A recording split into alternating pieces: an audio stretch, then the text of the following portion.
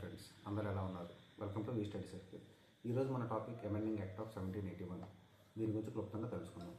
1773 నియంత్రణ చట్టం అమలు తర్వాత ఆ చట్టంలో ఉన్న కొన్ని అస్పష్టతలు మరియు దానివల్ల కలిగిన కొన్ని సమస్యలను సరిదిద్దడం కోసం బ్రిటిష్ ప్రభుత్వం 1781లో కొత్త సవరణ చట్టాన్ని తీసుకొచ్చింది. దీనిని మనం act of settlement or declaratory act of 1781 అని కూడా అంటాం. 1781 సవరణ చట్టంలోని ముఖ్య లక్షణాలను ఇప్పుడు గమనిద్దాం. మొట్టమొదటిది, గవర్నర్ జనరల్ అధికారాలు పరిమితం చేయబడ్డాయి.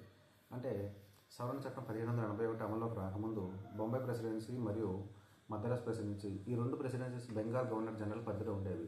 కానీ ఇప్పుడు 1781 సవరణ చట్టం అమల్లోకి వచ్చాక గవర్నర్ జనరల్ అధికారాలు బెంగాల్ వరకే పరిమితం చేశారు. ఇతర ప్రెసిడెన్సీలు అత్యవసర పరిస్థితుల్లో మాత్రమే జోక్యం చేసుకోవాలని చట్టం పేర్కొంది. రెండవది, సుప్రీంకోర్టు అధికారాలు పరిమితం చేయబడ్డాయి.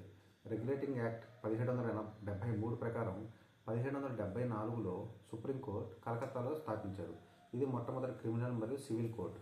కానీ 1781 సవరణ చట్టం ప్రకారం కోర్టు అధికారాలు కేవలం కలకత్తా వరకు మాత్రమే పరిమితం చేశారు. మూడవది, బ్రిటిష్ అధికారులకు చట్ట పరిరక్షణ. రెగ్యులేటింగ్ యాక్ట్ ఆఫ్ 1773 ప్రకారం కంపెనీ ఉద్యోగుల క్రియాకలాపాలపై కోర్టు విచారణ అనుమతించబడింది. కానీ 1781 సవరణ చట్టం ప్రకారం ఉద్యోగులు విధుల్లో చేసిన చర్యలకు న్యాయ సంరక్షణ కల్పించబడింది. ముఖ్యంగా నాలుగవది, రెగ్యులేటింగ్ యాక్ట్ ఆఫ్ 1773లో భారత న్యాయ సాంప్రదాయాలకు గౌరవం అంతా ఇవ్వలేదు. కానీ 1781 సవరణ చట్టంలో హిందూ ముస్లిం సాంప్రదాయాలకు గౌరవం ఇచ్చారు. ఈ చట్టం భారతదేశంలోని రాజకీయ చరిత్రలో ఒక కీలకమైన మలుపు.